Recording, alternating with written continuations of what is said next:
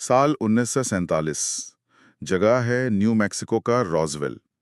एक छोटा सा कमरा जो पूरी तरह से सशस्त्र सैनिकों से घिरा हुआ है। बिल्कुल एक बहुत ही तनावपूर्ण माहौल। हाँ, और उस कमरे के बीचों बीच एक प्राणी है, मतलब एक ऐसा जीव जो इस दुनिया का नहीं है।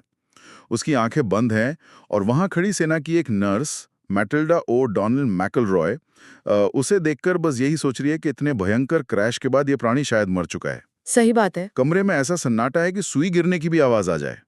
लेकिन तभी उस सन्नाटे को चीरते हुए कमरे की हवा में नहीं बल्कि सीधे उस नर्स के दिमाग के अंदर एक बेहद साफ और नर्म आवाज गूंजती है। वो कहता है, मैं नहीं मरा, बस विश्राम कर रहा हूं। ओहो, ये इतिहास के सबसे विवादास्पद पलों में से एक का दावा है। मतलब बाहर से देखने पर वो कमरा एकदम शांत है, सैनिक अपनी बंदूकों के साथ सतर्क हैं, उन्हें कुछ सुनाई नहीं दे रहा है। बिल्कुल किसी को कोई भनक नहीं है। हाँ, लेकिन असल बातचीत एक बिल्कुल ही अलग आयाम में शुरू हो चुकी है। भौतिक दुनिया में कोई होंठ नहीं हिल रहे हैं, कोई ध्वनि तरंगे हवा में नहीं तैर रही हैं। और यही वो बिंदु है जहां से हमारी आज की ये गहन चर्चा शुरू होती है। हम alien interview deluxe study limited edition के तीसरे अध्याय की गहराई में उतरने वाले हैं। जो कि बहुत ही दिलचस्प होने वाला है। बिल्कुल। ये सिर्फ एक यूएफओ क्रैश की कहानी नहीं है। हमारा मिशन आज ये समझना है कि ये टेलीपैथिक संवाद आखिर तकनीकी रूप से काम कैसे करता है। हम उस प्राणी की शारीरिक संरचना और 1947 की उस तत्कालीन रडार तकनीक का विश्लेषण करेंगे। हाँ, और इस डीलक्स संस्करण की सबसे बड़ी खासियत यह है कि ये इस घटना को सिर्फ एक साइंस फिक्शन की तरह पेश नहीं करता। सही कहा। इसके जो फुटनोट्स हैं और जो ऐतिहासिक संदर्भ दिए गए हैं, वे हमें ये सोचने पर मजबूर करते हैं कि क्या इंसान का दिमाग किसी बाहरी विचार तरंग को ग्रहण करने के लिए बना भी है। जब हम संचार की बात करते हैं तो हम शब्दों के मोहताज हैं, लेकिन यहाँ संवाद का पूरा ढांचा ही चेतना की लहरों पर टिका है। तो जरा इस टेलीपैथी वाले हिस्से की कार्यप्रणाली को समझते हैं। स्रोत के मुताबिक जब मैटिल्डा को पहली बार अपने दिमाग में वो आवाज सुनाई देती है तो वो बुरी तरह घबरा जाती है। स्वाभाविक है। हाँ, वो समझ नहीं पाती कि आवाज कहाँ से आई। तब वो एलियन, जिसे इस किताब में एरल कहा गया है, वो उससे कहता है कि तुम्हारा मन बहुत शोर करता है मैटिल्डा, शांत हो जाओ। ये एक बहुत ही अजीब लेकिन गहरी बात है ना? अगर हम इसे तकनीकी नजरिए से देखें तो इंसान का दिमाग बिना पासवर्ड के किसी वाईफाई नेटवर्क की तरह है। बहुत अच्छी एनालॉजी है। मतलब हम सोचते हैं कि ये सुरक्षित है क्योंकि हमें कोई तार नहीं दिखता, लेकिन एक उन्नत रिसीवर के लिए हमारा हर विचार, हमारी हर चिंता सार्वजनिक रूप से प्रसारित हो रही है, और वो प्रसारण बहुत शोरगुल वाला है। ये एनालॉजी यहाँ बिल्कुल सटीक बैठती है। हम इंसान लगातार सोचते रहते हैं, है ना? बिल्कुल, दिमाग कभी बंद नहीं होता। हाँ, हमारे दिमाग में एक ही समय पर बीती बातों की यादें, भविष्य की चिंताएं, शारीरिक अनुभूतियां और अनगिनत छोटे बड़े विचार चलते रहते हैं। जैसे बैकग्राउंड में कई सारे टैब खुले हों। एकदम सही। इस स्रोत सामग्री में शोर का मतलब यह नहीं है कि मैटिल्डा जोर जोर से सोच रही थी। इसका वैज्ञानिक अर्थ यह है कि इंसानी दिमाग की इलेक्ट्रोमैग्नेटिक या न्यूरोलॉजिकल फ्रीक्वेंसी में कोई अनुशासन नहीं है। वो एक साथ कई दिशाओं में भागती है। रुको, अगर इंसानी दिमाग में इतना ज्यादा शोर है तो सवाल ये उठता है कि क्या हम इंसान असल में किसी सूक्ष्म मानसिक तरंग को पकड़ने के काबिल ही नहीं है? मैं यही बताने वाली थी। मतलब अगर कोई हमें टेलीपैथी के जरिए कुछ कहना भी चाहे तो क्या हम अपने ही विचारों के उस ट्रैफिक जैम में उस संदेश को खो देंगे? बिल्कुल, यही कारण है कि इंसान स्वाभाविक रूप से टेलीपैथी को सुन या समझ नहीं पाते। अच्छा। एक उन्नत प्रजाति के लिए इंसानी दिमाग एक ऐसे कमरे की तरह प्रतीत होता होगा जहां 10 अलग-अलग रेडियो स्टेशन एक साथ पूरी आवाज में बज रहे हों।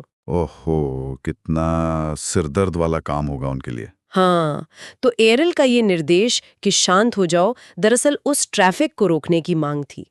संवाद स्थापित करने के लिए सबसे पहली शर्त यही थी कि मैटिल्डा को अपने अंदर के उस शोर को एक स्थिर बिंदु पर लाना पड़ा, ताकि वो उस बाहरी फ्रीक्वेंसी को ग्रहण कर सके। बिल्कुल सही। जब तक वो खालीपन नहीं होगा, नया सिग्नल अंदर नहीं आ सकता। खैर, ये तो हो गई हमारी बात, लेकिन अगर हम एरल और उसकी लार्स प्रजाति की तरफ देखें तो कहानी एक अलग ही दिशा में मुड़ जाती है। हाँ, लार्स प्रजाति का कॉन्सेप्ट बहुत ही अलग है। स्रोत में बताया गया है कि लार्स प्रजाति के पास बोलने की क्षमता ही नहीं है। ये मुझे थोड़ा अजीब लगा। अजीब क्यों लगा आपको? मेरा मतलब है, अगर कोई प्रजाति विकास के इतने उच्च स्तर पर पहुंच गई है कि वो अंतरिक्ष की यात्रा कर सकती है, तो क्या विकासवाद ने उनसे आवाज पैदा करने की क्षमता छीन ली? उनके पास मुख नली तो है, लेकिन वो केवल सांस लेने और खाने के लिए है। देखिए, इसे छीन लेना नहीं कहेंगे, बल्कि यह विकास का एक अधिक उन्नत और कुशल चरण है। वो कैसे? जैविक रूप से देखा जाए तो ध्वनि तरंगे संचार का बहुत ही धीमा और सीमित माध्यम है।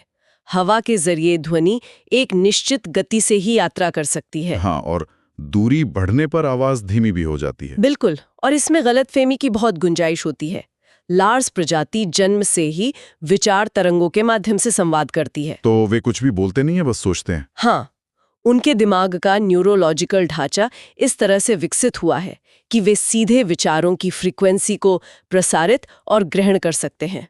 ये ध्वनि से लाखों गुना तेज और स्पष्ट है। और इसीलिए एरिल का कोई ऐसा नाम नहीं है जिसे इंसानी जुबान से पुकारा जा सके। सही कहा आपने। उसका नाम एक विचार है, कोई ध्वनि नहीं।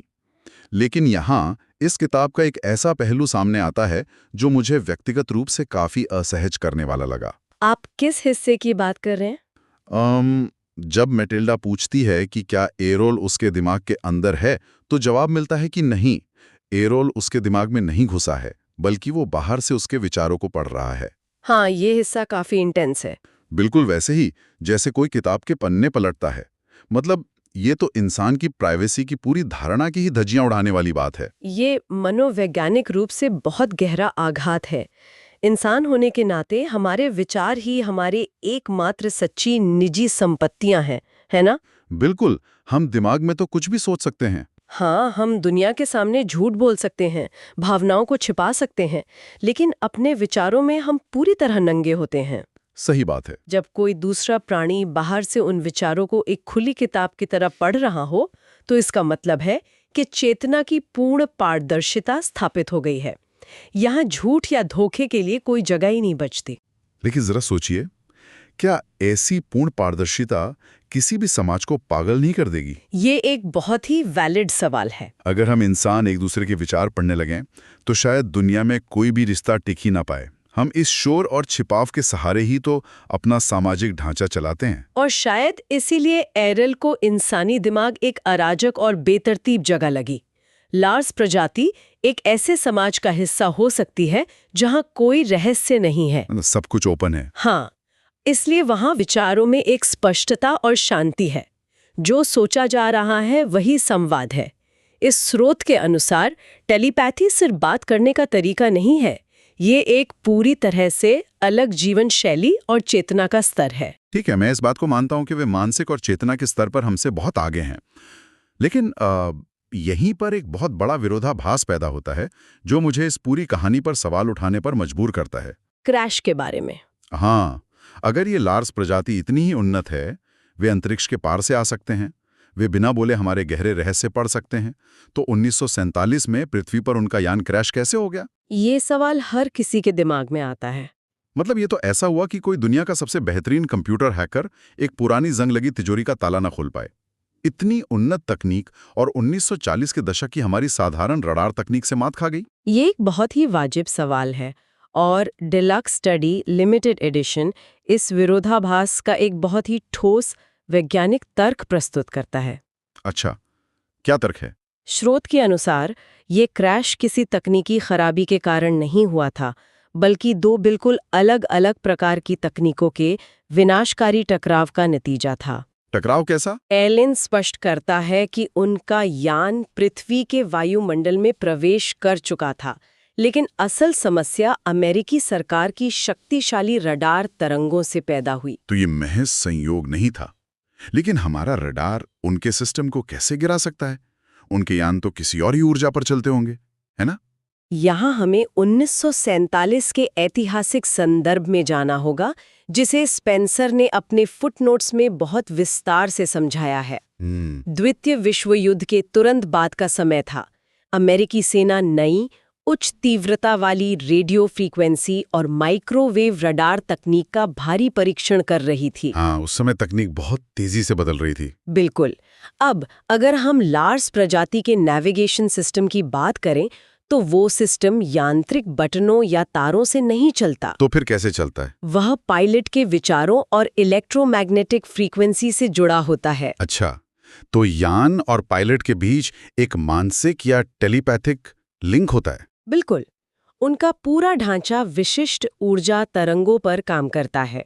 समझ रहा हूँ। जब उनका यान रोजवेल के ऊपर से गुजरा तो अमेरिकी सेना के शक्तिशाली रडार ने आसमान में उच्च आवृत्ति वाली इलेक्ट्रोमैग्नेटिक तरंगों का एक बहुत घना जाल फेंक रखा था। ओहो, मतलब एक तरह का अदृश्य जाल। हाँ, जब ये नई बेतरतीब और शक्तिशाली रेडियो तरंगें यान के संवेदनशील नेविगेशन फ्रीक्वेंसी से टकराईं तो एक भयानक इंटरफेरेंस या बाधा उत्पन्न हुई। ये तो बहुत ही खतरनाक रहा होगा उनके लिए। ये ऐसा था जैसे एक बहुत ही बारीक और सटीक धुन बज रही हो और अचानक कोई पास में एक बहुत बड़ा बम फोड़ दे। उस झटके के कारण एरल उड़ान भरने के दौरान ही बेहोश हो गया था। अब ये बात समझ में आ रही है। इसका मतलब है कि ये हमारी तकनीक की श्रेष्ठता नहीं थी, बल्कि हमारी तकनीक का कच्चापन और अंधापन था जिसने उनके परिष्कृत सिस्टम को जाम कर दिया। बहुत खूब कहा आपने। जैसे एक नाजुक घड़ी के गियर में कोई पत्थर फंस जाए। सही कहा। और इस क्रैश का असर सिर्फ यान पर ही नहीं हुआ, बल्कि एरल के शरीर पर भी हुआ। और यहीं से हमें उनके जीव विज्ञान की एक और चौंकाने वाली जानकारी मिलती है। हाँ, शरीर की बनावट वाला हिस्सा तो और भी हैरान करने वाला है। बिल्कुल। मैटिल्डा जब एरल की जांच करती है तो उसे शरीर में कोई हड्डियां नहीं मिलती, कोई कंकाल तंत्र नहीं है। एकदम अलग ही बायोलॉजी है। उसका पूरा शरीर एक लचीले कार्टिलेज या उपास्थि से बना है जो किसी भी दिशा में मुड़ सकता है। और सबसे बड़ी बात, इतने भयानक क्रैश के बावजूद कोई खून नहीं बह रहा था। कोई रक्त संचार प्रणाली नहीं थी। हाँ, कोई खुला घाव नहीं था। शरीर पर सिर्फ कुछ गहरे नीले निशान थे जिसे एरल ने आंतरिक ऊर्जा का रिसाव बताया। ये ऊर्जा का रिसाव क्या होता है? ये साबित करता है कि उनका अस्तित्व कार्बन आधारित या रक्त आधारित नहीं है, जैसा कि पृथ्वी पर हर जीव का होता है।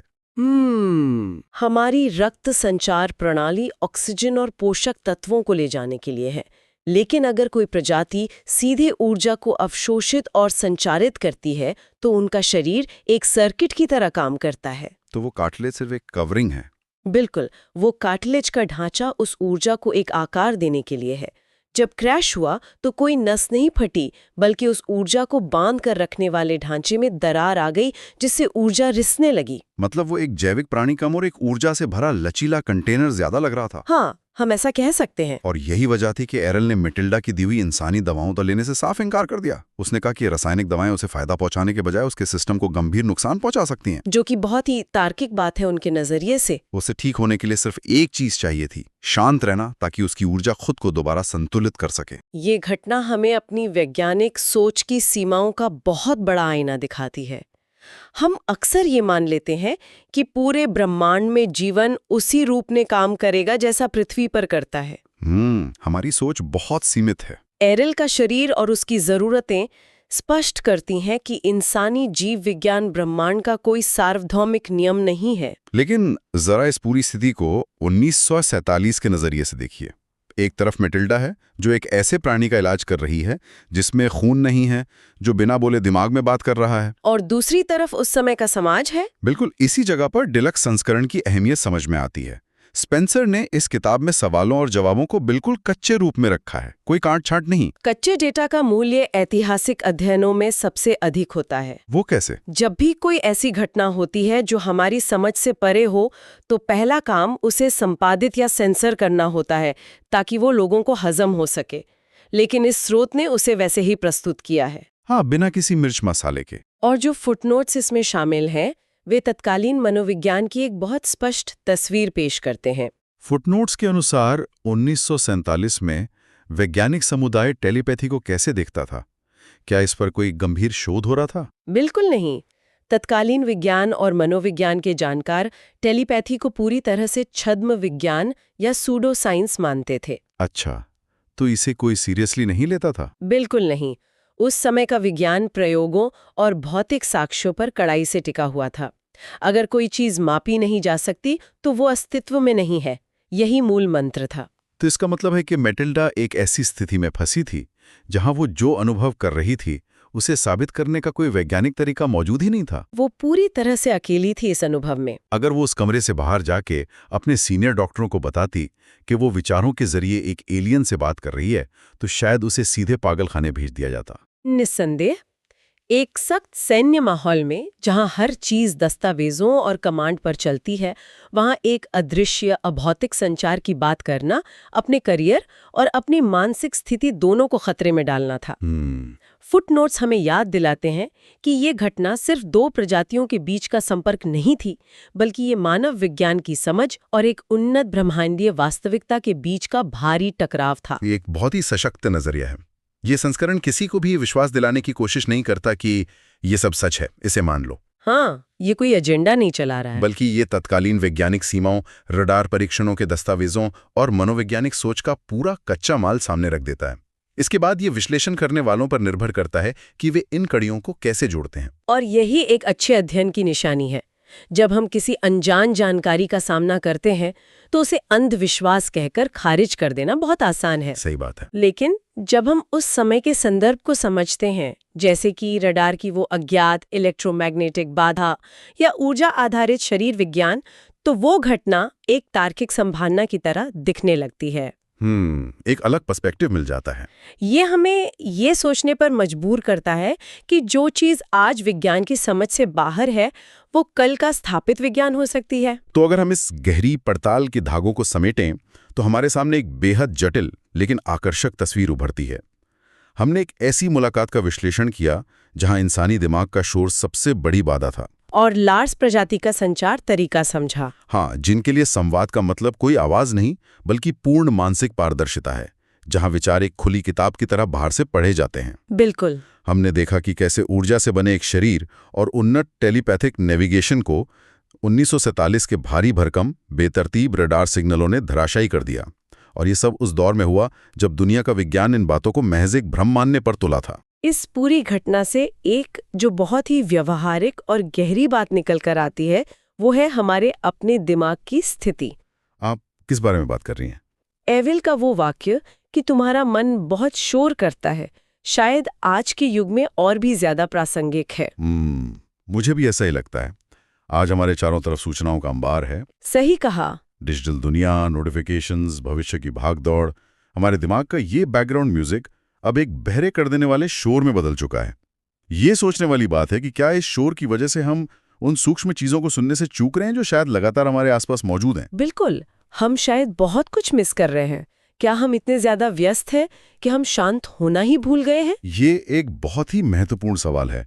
शांति सिर्फ आवाज का न होना नहीं है, बल्कि ये विचारों का ठहराव है। विचारों का ठहराव। जब तक वो ठहराव नहीं आएगा, तब तक हम किसी भी नए या गहरे अनुभव को ग्रहण करने के लिए तैयार नहीं हो सकते। बिल्कुल। लेकिन जो चीज़ इस स्रोत सामग्री के अगले अध्याय में आने वाली है, वो शायद हमारे सारे ठहराव और सारी समझ को जड़ से उखाड़ फेंकने वाली है। ओहो, अगला अध्याय तो और भी चौंकाने वाला है। क्योंकि अध्याय 3 के अंत में एक ऐसी झलक मिलती है जो इस पूरी कहानी का रुख ही बदल देती है। एरियल एक ऐसा दावा करने वाला है जो न सिर्फ मैटिल्डा को बल्कि किसी को भी हिलाकर रख देगा। हाँ, वो बहुत ही गहरा दावा है। वो कहता है, तुम्हारी मानव जाति असली नहीं है। विज्ञान, इतिहास और दर्शन तीनों के लिहाज से ये एक बहुत ही भारी बयान है। मानव जाति का असली न होना क्या दर्शाता है? क्या ये एक जैविक भ्रम है या कोई कॉस्मिक सिमुलेशन? यही तो। ये एक ऐसा रहस्य है जो हर उस धारणा को चुनौती देता है जिसे हम इंसान सच मानते आए हैं। और इसी मोड़ पर आज की ये गहन चर्चा विराम लेती है।